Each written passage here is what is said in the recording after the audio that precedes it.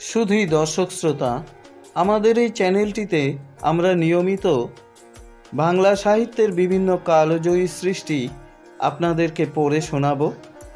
আপনারা দয়া করে আমাদের এই চ্যানেলটি সাবস্ক্রাইব করুন এবং বেল আইকনটিতে চাপ দিয়ে রাখুন, যাতে করে আমাদের নতুন পরিবেশনার সংবাদ আপনাদের নিকট পৌঁছে যায়। দয়া করে চ্যানেলটি সাবস্ক্রাইব করুন। ধন্যবাদ। শুধুই দর্শক শ্রোতা, ইতিমধ্যেই যারা আমাদের চ্যানেলটি সাবস্ক্রাইব করেছেন তাদের প্রতি কৃতজ্ঞতা এবং ধন্যবাদ জ্ঞাপন করছি। তাদের প্রতি আমাদের দায়বদ্ধতা আরও বেড়ে গেল। যারা এখনো পর্যন্ত সাবস্ক্রাইব করেননি তাদের কাছে বিনীত অনুরোধ, আপনারা দয়া করে সাবস্ক্রাইব করুন এবং আমাদেরকে আরও বেশি করে উৎসাহিত করুন। শুধুই দর্শক শ্রোতা, মানিক বন্দ্যোপাধ্যায়ের পদ্মা নদীর মাঝি নবম পর্ব নিয়ে আজ আপনাদের সামনে হাজির হয়েছি। তাহলে শুরু করা যাক নবম পর্ব, পদ্মা নদীর মাঝি। সকালবেলা সুবাতাস ছিল, তারপর বাতাস দিক পরিবর্তন করলো। বিশেষ কিছু অসুবিধা তাতে হলো না। দাঁড় টানতে কোনো কষ্ট নেই। নদীর স্রোতই নৌকা ঠেলে নিয়ে চলেছে। ফিরবার সময় উজান ঠেলে আসতে প্রাণ বের হয়ে যাবে বটে, এখন আরামের অন্ত নেই। দুপুরবেলা নৌকা ভিড়িয়ে রান্নার আয়োজন করা হলো। দুটি উনান খুঁড়ে 2 হাঁড়িতে চাপানো হলো ভাত। কাছের এক গ্রামে তরিতরকারি মিলল। নিজেদের জন্য রাঁধবার ভারটা কুবেরের উপরেই পড়েছিল। অদূরে রন্ধনরতা রসুলের বোন নসিবনকে দেখতে দেখতে কুবের মনে মনে একটু আফসোস করল। ভাবল, কি ক্ষতি মুসলমানের রান্না খেলে? ডাঙ্গার গ্রামে যারা মাটি ছেনে জীবিকা অর্জন করে তাদের মধ্যে ধর্মের পার্থক্য থাক, পদ্মা নদীর মাঝিরা সকলে এক ধর্মী। গণেশ, শম্ভু ও বগা সঙ্গে না থাকলে কুবের তো নিজের জন্য রাঁধতে বসত না। খাওয়া দাওয়ার পর আবার নৌকা চলল। রাত্রি 9টা-10টার সময় একেবারে নদীর কিনারায় সুষুপ্ত একখানি গ্রামের পাশে সেদিনকার মতো স্থগিত করা হলো যাত্রা। তৃতীয় দিন বিকেলে পাওয়া গেল পদ্মা ও মেঘনার সঙ্গম। নদী এখানে সাগরের মতোই পারাপারহীন। সন্ধ্যার দেরি নেই দেখে কুবের সেদিন নৌকা বাঁধল। এদিকে আগেও সে এসেছে বটে, কিন্তু নদী ভালো করে চেনা নেই। সন্ধ্যার পর নৌকা চালাতে সে সাহস করল না। পরদিন চাঁদপুরে নৌকা ভিড়ল। ভালোই ভালোই এতখানি পথ এসে কুবেরের মনে আনন্দ ধরে না। এবার হোসেন মিয়া এসে পড়লেই সে সম্পূর্ণ নিশ্চিন্ত হতে পারে। জাহাজ ঘাটে স্টিমার ভিড়লে কুবের গিয়ে যাত্রীদের অবরোহণ পথটির মুখে দাঁড়িয়ে থাকে। মোট ঘাট নিয়ে দেশ বিদেশের কত নরনারী তার সামনে দিয়ে রেল স্টেশনের দিকে চলে যায়। কুবেরের উৎসুক দৃষ্টি অনুসন্ধান করে হোসেনকে। হোসেন এলো 3 দিন পরে রাত্রের স্টিমারে। প্রতীক্ষা করতে করতে কুবের চঞ্চল হয়ে উঠেছিল। হোসেনকে দেখবা মাত্র সমস্ত চাঞ্চল্য তার অন্তর্হিত হয়ে গেল। নির্ভয়, নিশ্চিন্ত, রহস্যময় সদানন্দ মানুষটির সাহচর্যে মুহূর্তে সকল উত্তেজনা জুড়িয়ে যায়। কঠিন কর্তব্য সম্পন্ন করার গর্ব, আগামী কর্তব্য সম্পাদনের দুর্ভাবনা কিছুই আর অবশিষ্ট থাকে না। তাই বটে, ভালোই ভালোই কুবের চাঁদপুর এসে পৌঁছতে না পারলেও কিছুই এসে যেত না বটে হোসেনের। মৃদু মৃদু হেসে সে বলতো, দরিয়ায় সুবাইয়া আইসো নাও, ভালো করছো কুবির ভাই। হোসেন নৌকায় এসে বসল। সকলে তাকে ঘিরে রইল। ছইয়ের মধ্যে নসিবন ও রসুলের স্ত্রী ঘোমটার ভিতর দিয়ে চাইতে লাগলো। হোসেনকে দেখেই তারা ঘোমটা দিয়েছে। মৃদু মৃদু হাসে হোসেন। সবার কুশল জিজ্ঞাসা করে, দাড়ি মুঠো করে ধরে সকৌতুকে রসুলের 6 বছরের মেয়েটাকে বিবিজান বলে ডাকে। আমিনুদ্দিন মেয়ের খবর জিজ্ঞাসা করলে বলে, তাকে সে বহাল তবিয়তে ঘরের কাজ করতে দেখে এসেছে। দুশ্মন বলে গাল দিয়ে হোসেনকে সে নাকি কড়া কড়া কথা বলেছে অনেক। আমিনুদ্দির চোখ ছলছল করে। সে বলে, আল্লাহ জানে মিয়া, আর ফিরে আমনা ভাবলি মনটা পোড়ায়। হোসেন বলে, ফিরনের মন থাকলে কও মিয়া, অখন জাহাজে তুইলা দি তোমারে কাইল। খুশ না হলে কেন যাবা? আমিনুদ্দিন নীরবে মাথা নাড়ে। হোসেন বলে, তবে কাল তোমাকে নিকা সারি? আমিনুদ্দিন বিস্মিত হয়ে বলে, কাইল কেন? ময়নাদ্বীপি দিবা 2 মাস বাদ। হোসেন বলে, ময়নাদ্বীপি মোল্লা পামু কই? রাজবাড়ির রাজিস সাহেব কন ময়নাদ্বীপি সৌজনা মানুষ হলি আর মসজিদ দিলি আর হিঁদুরে জমিন না দিলি গিয়া থাকতে পারেন। তা পারুম না মিয়া। হিঁদু না নিলি মানুষ পামু কই? হিঁদু নিলি মসজিদ দিমু না। কেমনে দিমু কও? মুসলমানে মসজিদ দিলি হিঁদু দিব ঠাকুর ঘর? না মিয়া, আমার দ্বীপের মধ্যে ও কাম চলব না। সবাই অভিভূত হয়ে শোনে। হোসেনের মুখে ময়নাদ্বীপের কথা কুবের কখনো শোনেনি।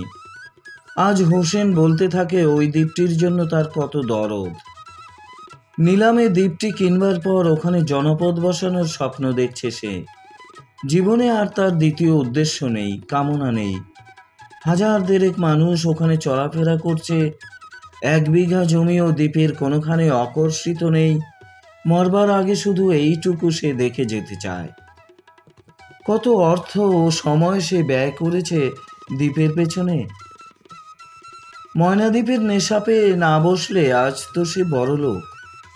একসঙ্গে তার এতগুলি লাভবান ব্যবসা দাঁড়িয়ে গিয়েছে যে ভাবতে বসলে আল্লাহর করুণার পরিচয়ে মাথা নত হয়ে আসে।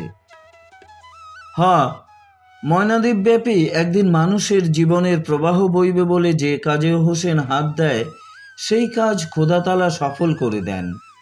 টাকা না থাকলে সে পারবে কেন এই কঠিন কাজ সম্পন্ন করতে? কি কও রসুল, নিকাশারি কাইল? রসুল সায় দিয়ে বলে, আমি কি কমু মিয়া, যেমন লয় করেন। হোসেন বলে, বইন কি কয় জিগাও। রসুল ছইয়ের মধ্যে গিয়ে খানিক পরামর্শ করে আসে। নসিবনের মত আছে।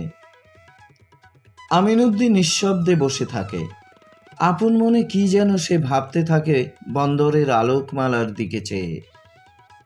কুবের সবিস্ময়ে হোসেনের প্রত্যেকটি ভাবভঙ্গি লক্ষ্য করে। কি প্রতিভা লোকটার, কি মনের জোর! যেখানে যত ভাঙাচোরা মানুষ পায় কুড়িয়ে নিয়ে জোড়াতালি দিয়ে নিজের দ্বীপে রাজ্য স্থাপন করছে। প্রজাবৃদ্ধির ব্যবস্থার দিকে তার সজাগ দৃষ্টি। হোসেনের উদ্দেশ্যই হয়তো তাই। আমিনুদ্দির মতো জীবনযুদ্ধে ক্ষতবিক্ষত, হতাশ, নিরুৎসাহ মানুষগুলিকে আসলে তার প্রয়োজন নেই। ওরা তার দ্বীপটি যে নবীন নরনারীতে ভরিয়ে দেবে সে তাদেরই প্রতীক্ষা করে আছে। অনেক রাত্রে হোসেন বিদায় গ্রহণ করল। নৌকায় তখন জল্পনা কল্পনার অন্ত রইল না। প্রথম বিস্ময়টা কেটে যাওয়ার পর আমিনুদ্দির সঙ্গে সবাই হাস্য পরিহাস জুড়ে দিল। ঠাট্টা করতে বড় মজবুত শম্ভু। তার এক একটা কথায় নৌকায় হাসির কলরব উঠতে লাগলো। ছইয়ের মধ্যে রমণী দুটি পর্যন্ত মাঝে মাঝে খিলখিল করে হেসে উঠে মুখে কাপড় চাপা দিতে লাগলো। পরদিন আমিনুদ্দির সঙ্গে নসিবনের নিকা হয়ে গেল। তার পরের দিন কতকগুলি চাষের যন্ত্রপাতি, 3-4 বস্তা আলু, 1 পিপা সর্ষের তেল, কাঠের একটা বাক্স বোঝাই নুন, কতকগুলি সস্তা বিলাতি কম্বল, 1 বস্তা কাপড় জামা, এইসব অজস্র জিনিসপত্রে হোসেন নৌকা বোঝাই করে ফেলল। রাত্রি প্রভাত হলে বলল, নাও খোলো কবির ভাই। কোন দিকে যাবো মিয়া ভাই? হোসেন বলল, সমুন্দর। সারাদিন এই তীর ঘেঁষে নৌকা চলল। কেতুপুরের পদ্মায় যে নৌকাকে অত্যন্ত বড় বলে মনে হয়েছিল, এখন সেটিকে কুবেরের মোচার খোলা বলে মনে হতে লাগলো। পরদিন বিকেলে নোয়াখালী জেলার নারকেল গাছে পূর্ণ তীরভূমিতে নৌকা বাঁধা হলো। এদিকে কুবের কখনো আসেনি। বিস্ময়ের সঙ্গে সে হোসেনকে জিজ্ঞাসা করল, এই কি সুন্দর? হোসেন একখানা ম্যাপ বের করলো। আঙ্গুল দিয়ে সে কুবেরকে চিনিয়ে দিতে লাগলো মেঘনার মোহনার দ্বীপগুলি, সিদ্ধিদ্বীপ, বিদৌদ্বীপ, সন্দ্বীপ, হাতিয়া প্রভৃতি।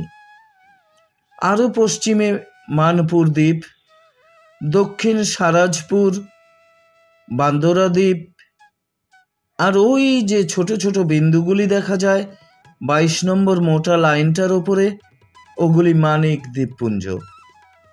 চিনতে পারছে কুবের? আর ওই পশ্চিমের 22 নম্বর লাইন আর উত্তর দক্ষিণের এই 91 লাইনটা যে বিন্দুতে পরস্পর অতিক্রম করেছে, এই বিন্দুটির কিছু উত্তর পূর্বে ওই যে একটি সবুজ বিন্দু দেখা যায়, ওর নাম ময়নাদ্বীপ। জানে কুবের, ওরই নাম ময়নাদ্বীপ। আর ঘন্টা দশেক নৌকা বেয়ে তারা নোয়াখালীর তীরভূমিকে পেছনে ফেলবে। তারপর হাতিয়া ডাইনে রেখে ধনমানিক দ্বীপ ছুঁয়ে ধনমানিক দ্বীপ আর রাবণাবাদ দ্বীপের যোগরেখার সঙ্গে 42 ডিগ্রি কোণ করে পূর্ব দক্ষিণে নৌকা বাইলে একদিনে ময়নাদ্বীপে পৌঁছানো যাবে। কুবের ভালো বুঝতে পারে না, হাঁ করে নকশার দিকে, তার রেখা ও লেখাগুলির দিকে চেয়ে থাকে। কে জানে ওর মধ্যে ডাঙা ও জলের পার্থক্য কি কৌশলে আঁকা আছে, সে তো কোনো প্রভেদ বুঝতে পারে না। হোসেন মিয়া যে কত বড় দক্ষ নাবিক, দিক চিহ্নহীন সমুদ্রের বুকে তার নৌকা পরিচালনা দেখেই তা বোঝা যায়। সামনে একটা কম্পাস রেখে সে হাল ধরতে বসল। নৌকার 6 জন মাঝি দাঁড় টানতে লাগলো। সারাদিন পরে রক্তিম সূর্য সমুদ্রের জলে ডুবে গেল। পূবে বহুদূরে কালো বিন্দুর মতো একটা দ্বীপ ছাড়া সূর্য শুধু দেখিয়ে গেল আকাশ আর জলরাশি। রাত্রেও দাঁড় টানার বিরাম হলো না। পালা করে দুজন মাঝিকে 2 ঘন্টা করে ঘুমানোর অবসর দিয়ে 4 জনকে হোসেন সবসময় বসিয়ে রাখল দাঁড়ে। নিজে 1 মিনিটের জন্য চোখ বুঝল না। নৌকার সকলে হয়রান হয়ে গেল। কুবেরের মনে হতে লাগলো নৌকা বয়ে জীবনে সে আর কোনোদিন এত শ্রান্ত হয়ে পড়েনি। সকালবেলা দেখা গেল চারিদিক নিবিড় ও কুয়াশায় ঢেকে গেছে। হোসেন বলল, বইটা থও কুবের, নোঙ্গর ফেলো। এতখানি কাছি টেনে নোঙ্গর সমুদ্রের তলে গিয়ে ঠেকলো যে কুবেরের মনে হলো নোঙ্গরটা পাতালে গিয়ে পৌঁছেছে। কুয়াশায় নৌকা চালাবার উপায় নেই। ধনমানিক দ্বীপের কাছাকাছি তারা এসে পৌঁছেছে। কুয়াশায় দেখতে না পেয়ে পাশ কাটিয়ে দূরে চলে গেলে বিপদ হবে। এই দ্বীপটির অবস্থান দেখে তবে ঠিক করা যাবে রাবণাবাদ দ্বীপের সঙ্গে এর যোগাযোগ রেখা। তারপর সোজা আগানো চলবে কম্পাসের ওপর নির্ভর করে একেবারে ময়নাদ্বীপের দিকে। সারাদিন নৌকার অবস্থান বুঝতে পারা যাবে কিনা সন্দেহ। অপেক্ষা করতে হবে রাত্রির জন্যে। রাত্রে তারা উঠলে ওই যে অদ্ভুত যন্ত্রটা আছে হোসেনের, ওই যন্ত্রের ভিতর দিয়ে আকাশের দিকে চেয়ে তবে হোসেন বলতে পারবে কোন দিকে কত দূরে ধনমানিক দ্বীপ লুকিয়ে আছে। কি জানো মিয়া, কলের জাহাজ হলে জানুন যায় কত জোর চলতেছি। ঘন্টায় কয় মাইল আলাম, সমুদ্রের কোনখানে রইছি হিসাব করলি মেলে। নাও চালাইয়া জানুম কিবা। দাড়িতে হাত বোলায় হোসেন, সকলকে অভয় দিয়ে আবার বলে, ডরাইও না, 10 বাজলি কুয়াশা থাকবো না। আজকাল রোজ বিহানবেলা কুয়াশা হয়, এরে কি কুয়াশা কয় মাঝি? বসে বসে হোসেন গল্প বলে, সবাই শোনে। এ যেন কেতুপুরেরই এক ভাঙা কুটিরে হোসেনের আড্ডা বসেছে। এমনই কুয়াশার মধ্যে একবার সে সমুদ্রের বুকে হারিয়ে গিয়েছিল। 3 দিন নোঙ্গর ফেলেছিল সমুদ্রে। জল ফুরিয়ে গিয়ে শেষের দিন তৃষ্ণায় ছাতি তাদের ফেটে গিয়েছিল। তারপর হোসেন কম্পাস কিনেছে, তারা দেখে নৌকার অবস্থান নির্ণয়ের যন্ত্র কিনেছে। চাটগাঁয়ে হোসেন যখন জাহাজে কাজ করত, খালাসির কাজ করতে করতে শেষ পর্যন্ত একটা মালবাহী স্টিমারের বোসান পর্যন্ত সে হয়েছিল। সেই সময় এক সাহেব কাপ্তানের কাছে সে এসব যন্ত্রের ব্যবহার শিখেছে। বড় বড় জাহাজ চালিয়ে হোসেন এখন পৃথিবী ঘুরে আসতে পারে। পৃথিবী সে কি ঘুরে আসেনি? হ্যাঁ, সে কাহিনী বলবার মতো বটে। 20 বছর বয়সে হোসেন বাড়ি ছেড়ে পালিয়েছিল। তারপর অর্ধেক জীবন সে তো দেশ বিদেশে ঘুরেই কাটিয়েছে, নদীর বুকে ও সমুদ্রে। অনেক বেলায় আস্তে আস্তে কুয়াশা মিলিয়ে গেল, নোঙর তোলা হলো। 2 ঘন্টা পরে দূরে দেখা গেল ধনমানিক দ্বীপ। কম্পাসটা সামনে রেখে হোসেন হাল ধরে বসল। পরদিন ভোরবেলা তারা ময়নাদ্বীপে পৌঁছে নোঙর ফেলল। এই কি ময়নাদ্বীপ! 5-6 বছর ধরে যে রহস্য নিকেতনের কথা সে শুনে এসেছে, কুবের যেন একটিমাত্র দৃষ্টিপাতে সমস্ত দ্বীপটিকে দেখে ফেলতে চায়। দ্বীপের খানিকটা ডিম্বাকৃতি, খানিকটা ত্রিকোণ। দ্বীপের দীর্ঘতম পরিসর প্রায় 11 মাইল। হোসেন নিজে মেপে দেখেছে। দ্বীপের যেখানে নৌকা ভিড়ে ছিল সেদিকে খানিকটা অংশ পরিষ্কার করে বসতি স্থাপিত হয়েছে, চাষ হচ্ছে, বাকি অংশ জঙ্গলে ঢাকা। পশ্চিম দিকে অসংখ্য নারকেল গাছ, সমস্ত দ্বীপে ছড়িয়ে না পড়ে গাছগুলি এক স্থানে ঘন হয়ে মাথা তুলেছে কেন বোঝা যায় না। জমি অত্যন্ত নিচু, এত নিচু যে আশঙ্কা হয় যেদিন খুশি হবে সেই দিনই সমস্ত দ্বীপটিকে সমুদ্র গ্রাস করে ফেলবে। দ্বীপের মাঝখানে 1 মাইল পরিমিত একটা লোনা জলা আছে। সমুদ্রের চেয়ে ওখানটা বুঝি নিচু। খাল কেটে যোগ করে দিলে সমুদ্রের জল এসে ভরে ফেলবে। জলার ধারে খানিকটা ধানের জমি করা হয়েছে, বিস্ময়কর ফসল ফলে। জলায় ও চারিদিকের জঙ্গলে অসংখ্য সাপ আছে, কিন্তু জন্তু জানোয়ার কিছু নেই। রাসু যে বাঘ সিংহের গল্প করেছিল সেটা নিছক গল্পই। হোসেন মিয়ার উপনিবেশে লোক সংখ্যা 100-র কম নয়, কিন্তু তার 3 ভাগই প্রায় ছোট ছোট ছেলে মেয়ে, যাদের অধিকাংশ এই দ্বীপে জন্মগ্রহণ করেছে। ম্যালেরিয়া ও সাপের সঙ্গে লড়াই করে এখনো হোসেন জয়লাভ করতে পারেনি। জঙ্গলের সঙ্গে অবিরত সংগ্রাম চলছে। অনেক খাদ্য এখানে উৎপন্ন করা যায় না। জীবনের অনেক প্রয়োজন মেটাতে সমুদ্রপথে পাড়ি দিতে হয় সভ্য জগতের দিকে। অবিশ্রাম খাটুনি এখানে, অসংখ্য অসুবিধা এখানে। জীবন এখানে নির্মম ও নীরব। রাসুর মতো অনেকে তাই পালিয়ে গিয়েছে। হোসেনের 5 বছরের চেষ্টায় দ্বীপে তাই 30টির বেশি পরিবার বাঁধেনি। আমিনুদ্দি ও রসুলকে ধরলে দ্বীপের গৃহস্থ পরিবারের সংখ্যা এবার 32 হলো মাত্র। কি কঠিন কাজে হোসেন মিয়া যে আত্মনিয়োগ করেছে, কি সীমাহীন যে তার ধৈর্য ও অধ্যবসায়, এবার কুবের তা ভালো করে বুঝতে পারে। এই নিচু, জলা ও জঙ্গলপূর্ণ মনুষ্যবাসের অযোগ্য দ্বীপ, ধান ছাড়া আর কোনো ফসল যে দ্বীপে লোনা মাটিতে জন্মে না। লাউ কুমড়াগুলি ফলে কুঁকড়ানো শশার মতো ছোট ছোট। এখানে এই মুষ্টিমেয় নরনারীর বসতি স্থাপন করাও হোসেন মিয়া ছাড়া আর কারো দ্বারা সম্ভব হতো না। সন্দ্বীপ, হাতিয়া, ধনমানিক, রাবণাবাদ এইসব জনপূর্ণ দ্বীপের কথা কুবের শুনেছে। ময়নাদ্বীপ যদি মানুষের বাসের যোগ্য হতো, ওইসব দ্বীপের মতো কবে এখানে গড়ে উঠত গ্রাম। এ কি কদর্য একটা দ্বীপ হোসেন মিয়া বেছে নিয়েছে। হয়তো সস্তায় পেয়েছিল বলে। স্বাস্থ্যকর উর্বর দ্বীপ কিনে জমিদারি পত্তনের টাকা হোসেন কোথায় পেত? ওরকম জনহীন দ্বীপই বা কোথায়? দ্বীপ দেখে আমিনুদ্দি ও রসুল বড় দমে গিয়েছে। ফিরে যাওয়ার কথাটাও তাদের মুখে শোনা গিয়েছে 2-1 বার। তবে হোসেনের সামনে তারা কিছু বলেনি, বলা যায় না। কত উপকার যে হোসেন তাদের করেছে তার হিসাব হয় না। আমিনুদ্দিন অপরিশোধ্য আর্থিক ঋণেই শুধু আবদ্ধ নয়, হোসেন না দিলে এ জীবনে স্ত্রী কি আর তার জুটত? নসিবনের মতো স্ত্রী। রসুলকে জেলের দুয়ার থেকে ছিনিয়ে নিয়ে এসেছে হোসেন। দেশে ফিরলে জেলেই হয়তো তাকে ঢুকতে হবে। প্রতিদানে হোসেন আর কিছুই তাদের কাছে চায় না, তারা শুধু এখানে বাস করুক, স্বপ্ন সফল হোক হোসেনের।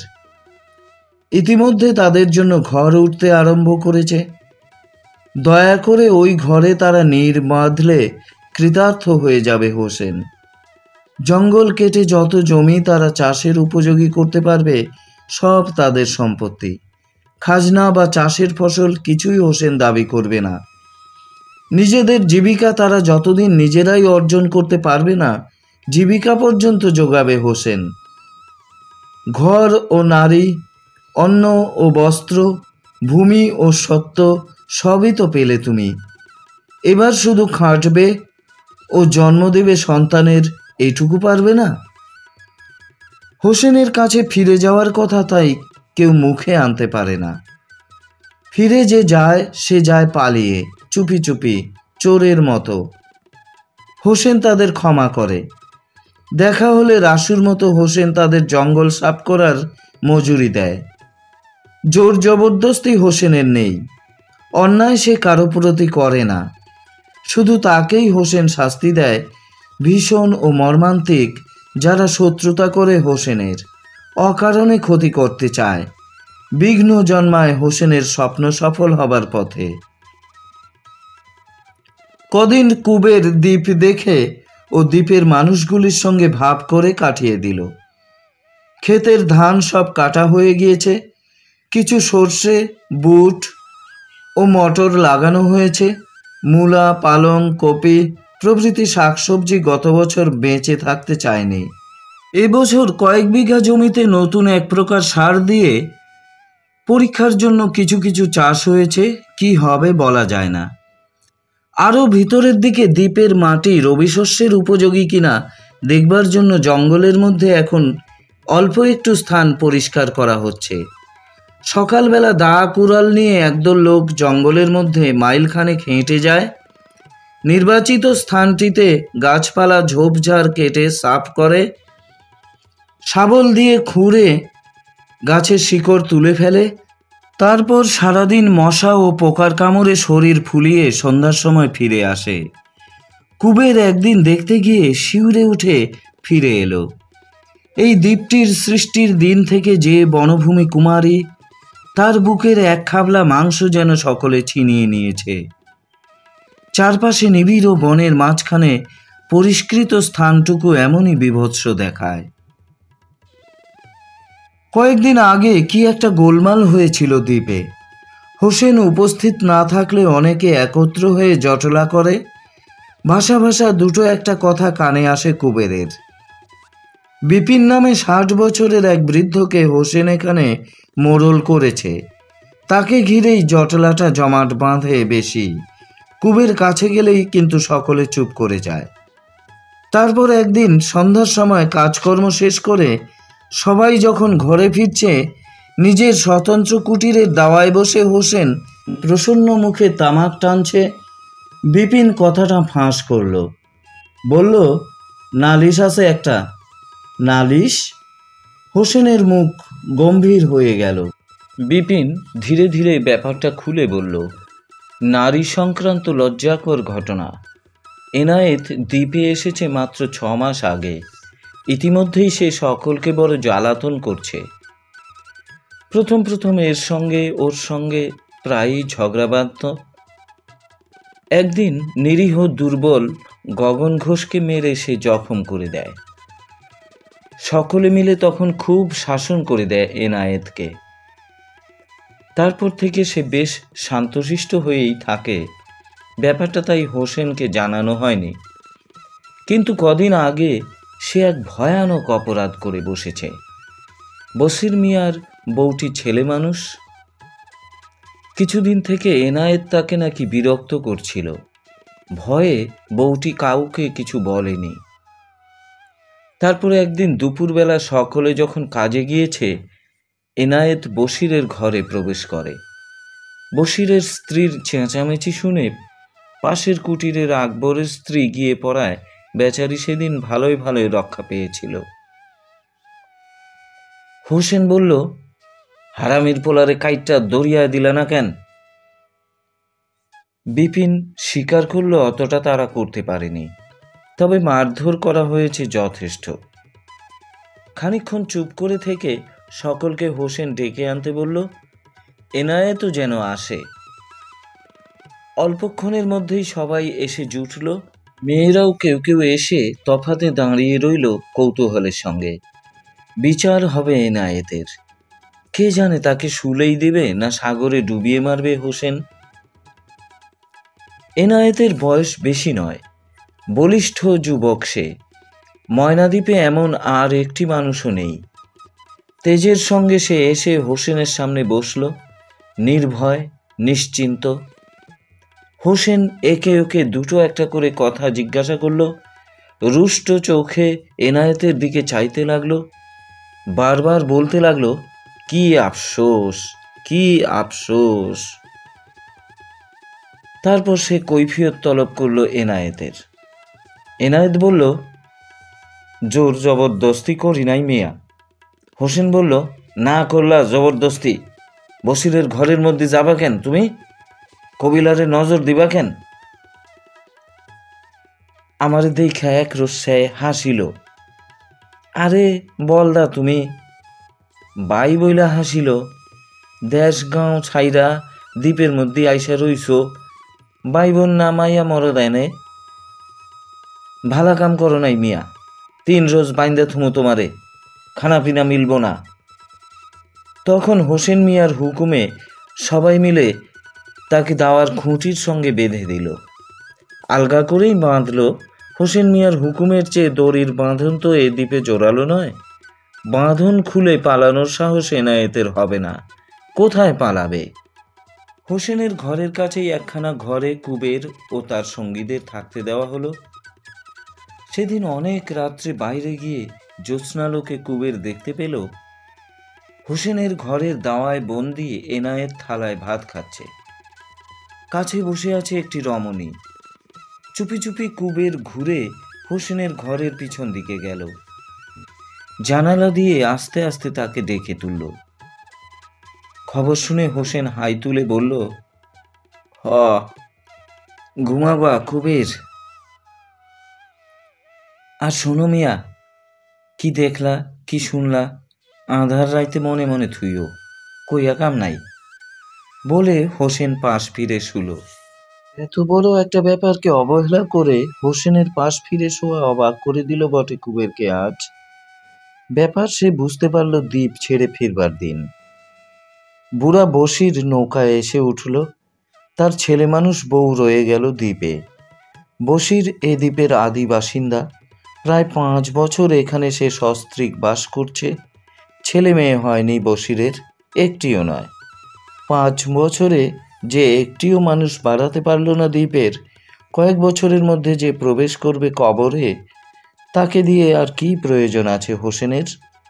বশির এবার তালাক দিবে তার বউকে, তারপর যথাসময়ে এনায়েতের সঙ্গে নিকাহ হবে বউটির।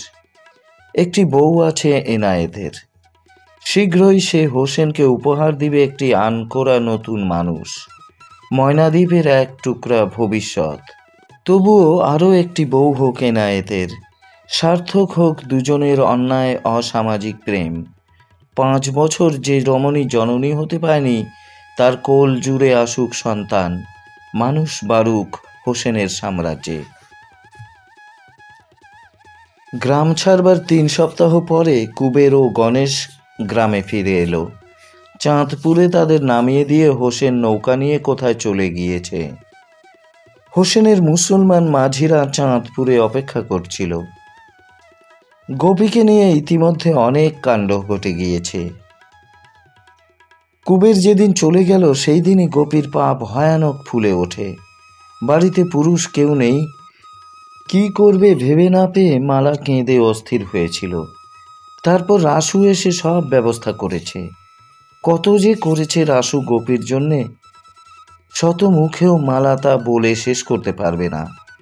সেই দিনই গোপীকে রাসু আমিনবাড়ি হাসপাতালে নিয়ে গিয়েছিল। রাত্রেই গোপীর হাঁটুতে আবার অস্ত্র করা হয়।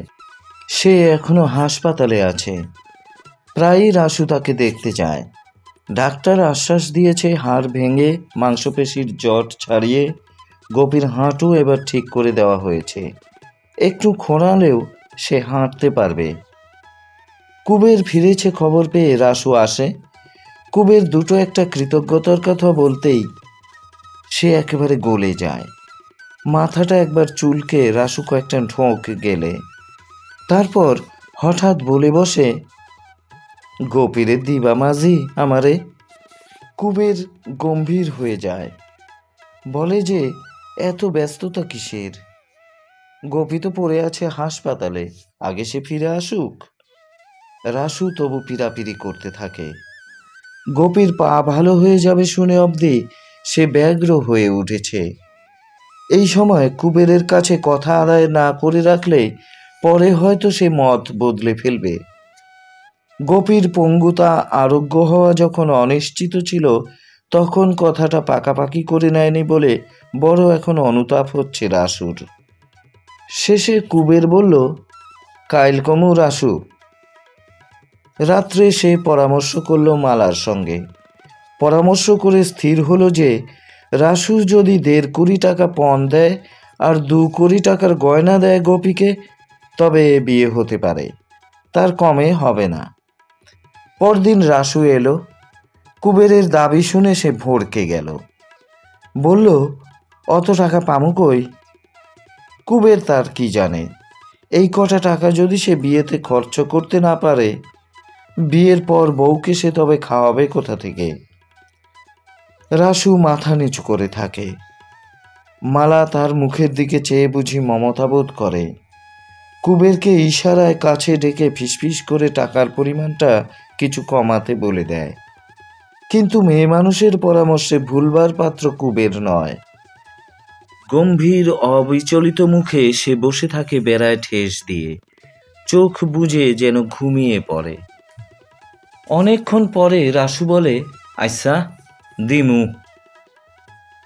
বলে সে উঠে যেতে চায়, কিন্তু এবার কুবের তাকে খাতির করে বসায়।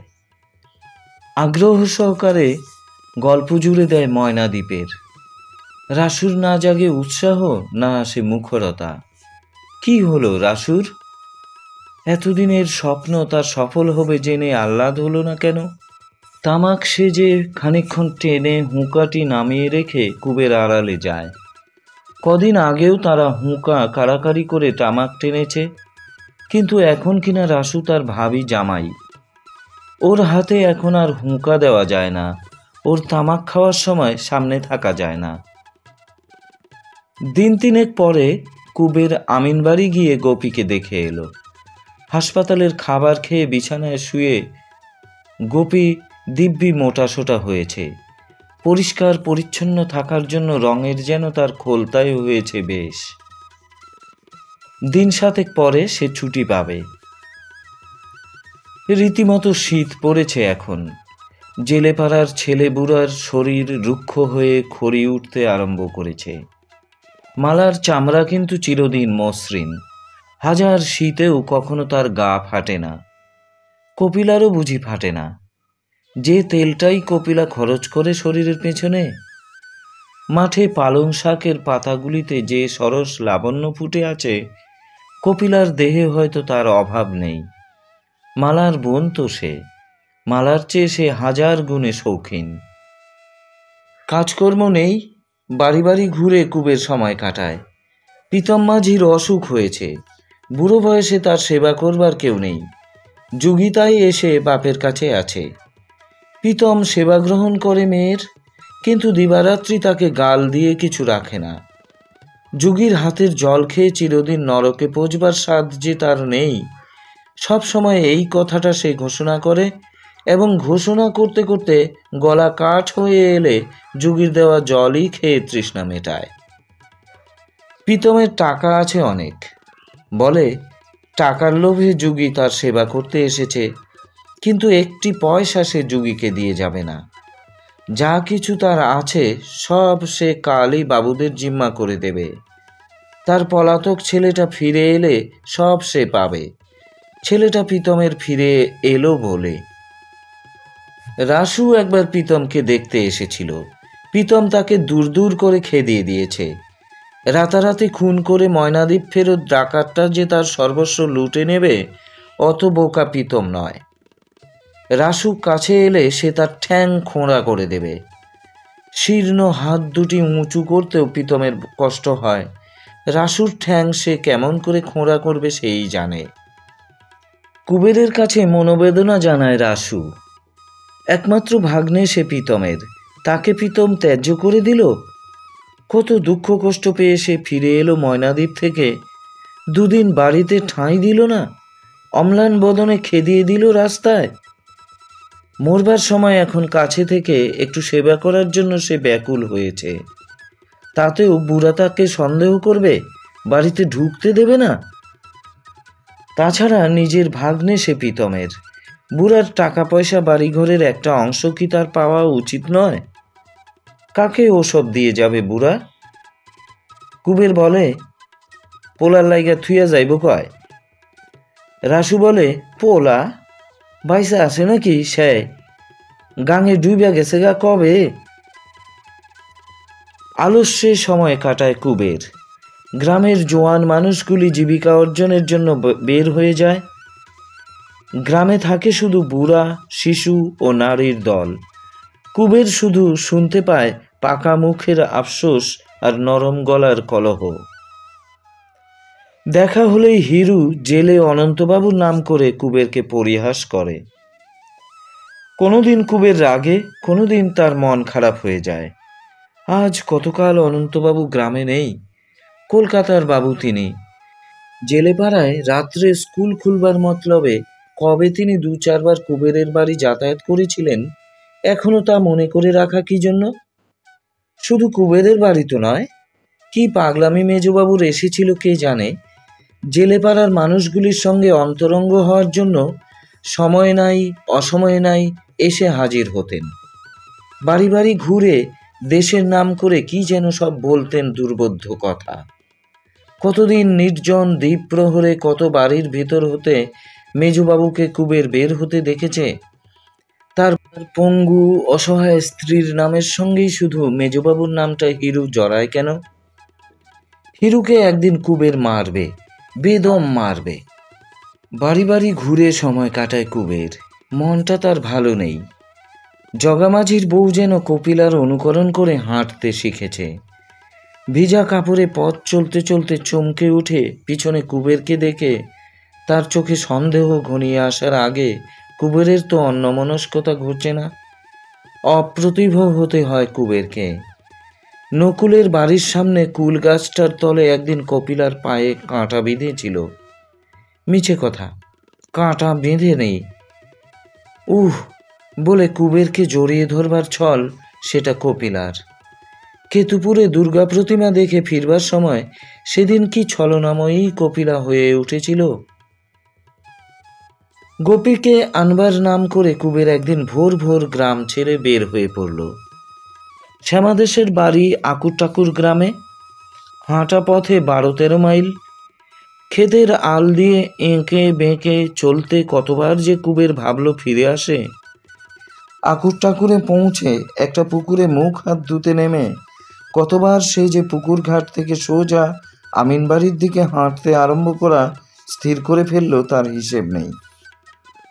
তবু শেষ পর্যন্ত শ্যামাদাসের বাড়ির দরজাতেই পথ শেষ হলো তার। শ্যামাদাস মাঠে গিয়েছিল, কিন্তু শ্যামাদাসের মা বোন ঘর বাড়ি জুড়ে আছে। কপিলা এখানে ঘোমটা টানা বউ। কুটুম্বকে শ্যামাদাসের মা খাতির করে বসতে দিল। কুশল ও এদিকে আসবার প্রয়োজন জিজ্ঞাসা করল। শ্যামাদাসের বাড়িঘর দেখে কুবের মনে মনে পীড়িত হয়ে উঠেছিল, ভালো রকম জবাব দিতে পারল না। 4 ভিটায় 4খানা বড় বড় ঘর শ্যামাদাসের, চারদিক লেপা পোছা ঝকঝকে। ঘরের মধ্যে উঁকি দিলে কত জিনিস চোখে পড়ে।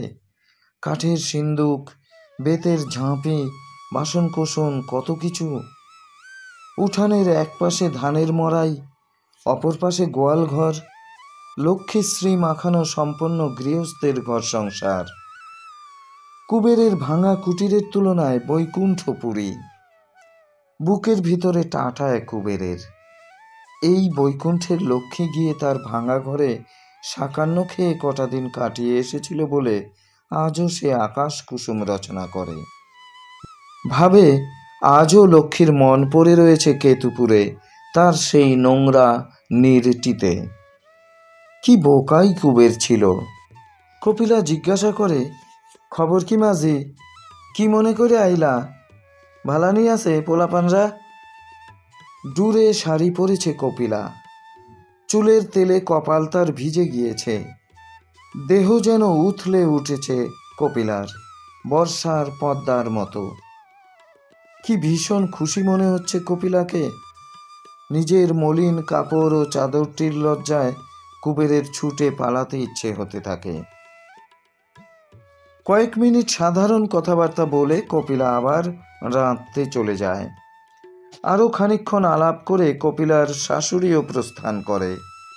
বাড়ির দু একটি ছেলে মেয়ে শুধু ঘোরাফেরা করে কুবেরের কাছে, তারপর তারাও চলে যায়। কুবের বসে থাকে একা। বোকা, নোংরা, অপদার্থ কুবের। ময়নাদ্বীপের এনায়েত ও বসিরের কথা কুবেরের মনে পড়ে। মনে পড়ে জ্যোৎস্নালোকে হোসেনের কুটিরের দাওয়ায় বন্দি এনায়েতের ভাত খাওয়া, যার জন্য দ্বীপের অধিবাসীদের কাছে কবার সে মার খেয়েছে তারই এনে দেওয়া ভাত। হোসেনের কল্যাণে কদিন পরে মিলনও তাদের হবে, প্রকাশ্য, সামাজিক, আইনসঙ্গত মিলন। কি আশ্চর্য ভাগ্য নিয়েই এক একটা লোক জন্মায় জগতে। বসে থাকতে থাকতে পথ চলার শ্রান্তিতে ঢুল আসে কুবেরের। আধ জাগা আধ ঘুমানো অবস্থায় সে স্বপ্ন দেখতে থাকে, রচনা করে চলে আকাশ কুসুম। সর্বশক্তিমান হোসেনকে সে যেন বলেছে কপিলাকে পেলে সপরিবারে সে ময়নাদ্বীপে গিয়ে বাস করবে। তাই করুম কুবের ভাই, তাই করুম, আইনা দিমু কপিলারে। তারপর যেন একদিন কপিলা এসে বলে, থাকবে নাকি মাঝি? কুবের বলে, না, 2 দিন থাইকা যাও। আইসো কেন কও দেহি? সুবচনের হাটে যামু মন কইরা বাইরেছি কপিলা, তা ভাবলাম তরে দেইখা যাই। কপিলা মুচকি হেসে বলে, সুবচনের হাট নাকি আইজ? কুবের বিবর্ণ হয়ে বলে, না, হাটে গিয়া ঘুমাইয়া থাকো গা মাঝি, কাইল হাট কইরা বাড়ি যাইও, বলে কপিলা রান্নাঘরে চলে যায়। কুবের উঠে নেমে যায় উঠানে। লাউ মাচার কাছে গিয়ে সে দাঁড়ায়। লজ্জায় মুখখানাতে তার মাচার উপরকার উপুর করা কালো হাঁড়িটার ছায়া পড়ে যেন। কপিলার সঙ্গে সে কেন পেরে উঠবে? পদ্মা নদীর বোকা মাঝি সে। এক হাটে কিনে কপিলা তাকে আর এক হাটে বেচে দিয়েছে অনেক দিন আগে। দুপুরবেলা বাড়ি ফিরে কুবেরকে দেখে শ্যামাদাস খুশি হলো। দুজনে পুকুরে স্নান করে এসে একসঙ্গে খেতে বসল। অতিথি এসেছে বলে কপিলা আজ অনেক রান্না করেছে, কিন্তু খাদ্যে কুবেরের রুচি ছিল না। কুবেরের হঠাৎ আসবার কারণটা শ্যামাদাসও জানতে চাইল। কুবের এবার এক আশ্চর্য মিথ্যা রচনা করে বসল। হোসেন মিয়ার ময়নাদ্বীপে গিয়ে বাস করতে চাইবে এমন যদি কেউ জানা থাকে শ্যামাদাসের, অনেক সুবিধা সেখানে বাস করার। বাড়ি ঘর, অন্নবস্ত্র, জমি জমা সব এখন বিনামূল্যে পাওয়া যাবে। 10-20 বছর পরে দ্বীপে বসতির বিস্তার হলে তখন নামে মাত্র খাজনা ধার্য হবে জমির। পুরুষানুক্রমে সত্য জন্মাবে জমিতে। শ্যামাদাস যদি 10 জনকে এই সুবর্ণ সুযোগের সংবাদ জানায়, আর কেউ ময়নাদ্বীপে যেতে রাজি হলে কুবেরকে যদি খবর দেয়, বড় ভালো হয়। তবে শ্যামাদাস অবাক হয়ে বলল, চা বাগানের ঠিকাদারি নিছো নাকি মাঝি? আই, চা বাগান? কিসের চা বাগান? শ্যামাদাস চলুক না, ময়নাদ্বীপ দেখে আসবে, আজই চলুক। তুমি যাও না কেন ময়নাদেবী? শ্যামাদাস জিজ্ঞাসা করল। কুবের থতমত খেয়ে বলল, জামু, আমিও জামু। আজ এখানে থেকে যাওয়ার জন্য কুবেরকে অনেক অনুরোধ করল শ্যামাদাস, কিন্তু থাকবার উপায় কি আছে কুবেরের? গ্রামে গ্রামে ঘুরে তাকে ময়নাদ্বীপের বার্তা প্রচার করতে হবে। সুবচনীর হাটের ভিতর দিয়ে আমিনবাড়ির পথ। হাটের শূন্য চালাগুলি খাঁ খাঁ করছিল। পথের ধারে স্থায়ী দোকান ও আড়তগুলি শুধু খোলা আছে। একটা খাবারের দোকানের সামনে নড়বড়ে বেঞ্চটাতে কুবের বসে পড়ল। ভয়ানক শীত করছিল কুবেরের। শরীরটা ছমছম করছিল আর চোখ দুটো করছিল জ্বালা। হুড়মুড় করে জ্বর যে আসছে অনেকক্ষণ আগেই সে টের পেয়েছিল। বেঞ্চিটা রোদে সরিয়ে নিয়ে চাদর মুড়ি দিয়ে সে শুয়ে পড়ল। ক্রমে বিকেল হয়ে আসলো। দোকানের ছায়া কুবেরকে অতিক্রম করে হাটের চালাগুলির মাথায় উঠে গেল। কুবের তেমনি ভাবে পড়ে রইল বেঞ্চিটাতে। শেষে ময়রা তাকে ডাকাডাকি আরম্ভ করে দিল। জ্বর আসবার মুখে ভোজ খেয়েছিল। অবস্থা বড় শোচনীয় হয়ে পড়েছে কুবেরের। কপিলার স্বামী শ্যামাদাসের অবস্থা ভালো বলে গরিব সে জ্বর গায়ে পথে নেমে এসেছিল। এত জ্বর যে আসবে কুবের তো ভাবতে পারেনি। মাথার মধ্যে যেন কুয়াশা নেমেছে আর শব্দ হচ্ছে গম গম। কোথায় কি অবস্থায় সে পড়ে আছে তাও মাঝে মাঝে গোলমাল হয়ে যাচ্ছে সব। সমুদ্র তরঙ্গ, দুর্গাপূজার আলো, অন্ধকার একটা ছাঁচের বেড়ার বাইরে সারি সারি ঘুমন্ত মানুষ, বারবার জাল নামানো উঠানো, ঝাঁকে ঝাঁকে সাদা মাছের লাফালাফি, সব একাকার হয়ে যাচ্ছে। ময়রা মুখের চাদর সরিয়ে দিল। কুবের আরক্ত চোখে তার মুখের দিকে চেয়ে থাকে। বিড়বিড় করে বলে, শ্যামা দাসের খবর দিবা? আকুর ঠাকুরের শ্যামা দাস। সন্ধ্যার পর কুবের আবার ফিরে গেল কপিলার কাছে। তাকে বিছানায় শুইয়ে একটা মোটা কাঁথা তার গায়ে চাপিয়ে দিয়ে কপিলা রাতে গেল। অন্ধকার ঘরে কুবের শুয়ে রইল একা। শেষ রাত্রে ঘাম দিয়ে কুবেরের জ্বর ছেড়ে গেল। সেই সঙ্গে ঘুমও ভেঙে গেল তার। আর ঘুম এলো না। একটা বিশ্রী বোঁটকা গন্ধে বড় অস্বস্তি বোধ করতে লাগলো। অল্প অল্প আলো হলে সে উঠে বসল। ঘরখানা খুবই ছোট। ঘরের অর্ধেক জুড়ে পাটের স্তূপ আর দরজার কাছে প্রকাণ্ড একটা পাঁঠা বাঁধা। শুয়ে শুয়ে দাড়ি নেড়ে জাবর কাটছে। শরীরটা বড় দুর্বল বোধ হচ্ছিল কুবেরের। ধীরে ধীরে উঠে সে বাইরে গেল। কপিলা উঠানে গোবর লেপছিল। বলল, কি বাসো মাঝি?